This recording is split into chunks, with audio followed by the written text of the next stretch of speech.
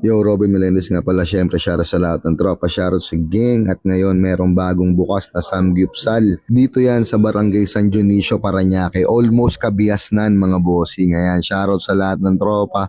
At shoutout din sa Blackpink 199. Murang-murang unlimited Samgyupsal. Syempre shoutout kay Kuya Oka. Grand opening nila ngayon, tapos napadaan ako. Syempre nakikain na rin ako pero walang pwesto. So hindi ako nakapag-samgyup. Nakikain na lang ako ng handa nila para sa grand opening.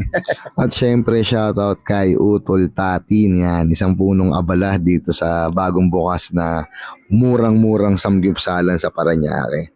Ayan, tapos meron din silang car wash, ang lulupit ng mga motor dito, talagang mga solid, ayun, no, big bike ni paring Untong yan.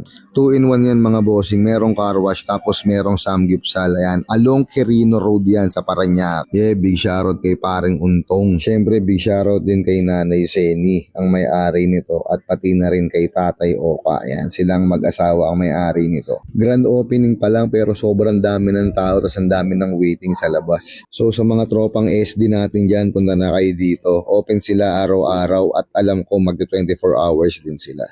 Yan, sulit na sulit yung 199 nyo. Meron silang beef, meron silang chicken, at meron silang pork. So kung gusto nyo mag-dinner with family, alam nyo na kung saan pupunta ang mga tropang SD. At syempre, shoutout kay Untong, ang manager ng Blackpink 199. Let's go!